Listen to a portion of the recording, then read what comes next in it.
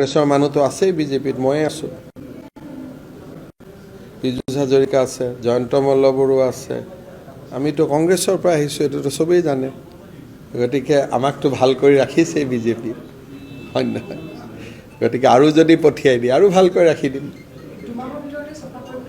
একদম চাফা হ'লে ভালেই হ'ব, পাৰ্টিখন লেতেৰা হৈ আছে, চাফা হৈ গ'লেতো চবেই ভাল পাব। চাওক, আপোনালোকক এটাই কথা ক'লোঁ যে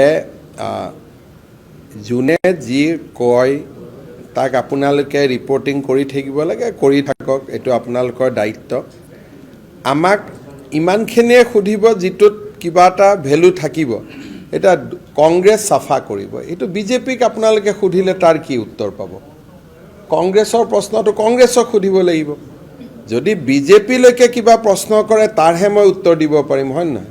কংগ্ৰেছক চাফা কৰাৰ কথা কিমানে কৈ গ'ল, জিতেন্দ্ৰ সিং, ভূপেন বৰা, ৰিপুণ বৰা, কিন্তু কংগ্ৰেছটো চাফা কেনেকৈ হ'ব?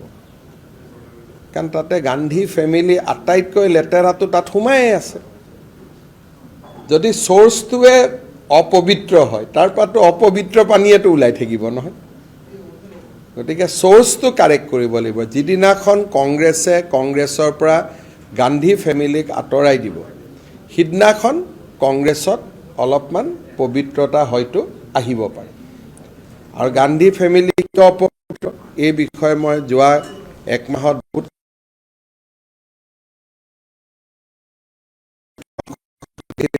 হৈ গ'ল।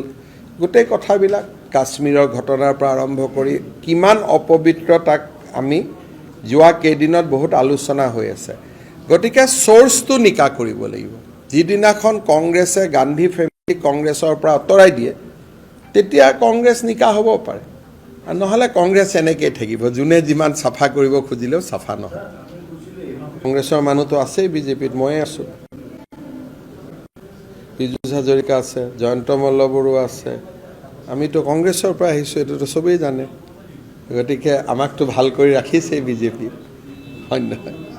গতিকে আৰু যদি পঠিয়াই দিয়ে আৰু ভালকৈ ৰাখি দিম। একদম চাফা হ'লে ভালেই হ'ব, পাৰ্টিখন লেতেৰা হৈ আছে, চাফা হৈ গ'লেতো চবেই ভাল পাব। চাওক, আপোনালোকক এটাই কথা ক'লোঁ যে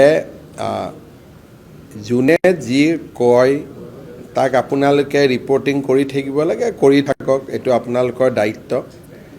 আমাক ইমানখিনিয়ে সুধিব যিটোত কিবা এটা ভেলু থাকিব। এতিয়া কংগ্ৰেছ চাফা কৰিব, এইটো বিজেপিক আপোনালোকে সুধিলে তাৰ কি উত্তৰ পাব? কংগ্ৰেছৰ প্ৰশ্নটো কংগ্ৰেছক সুধিব লাগিব।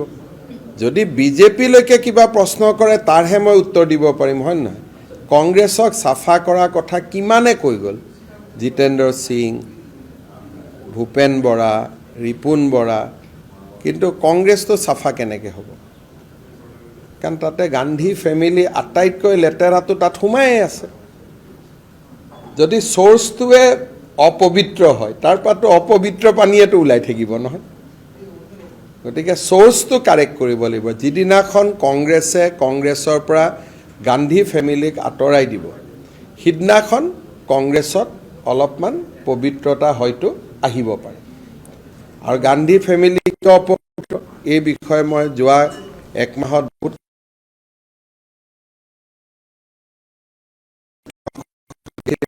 হৈ গ'ল।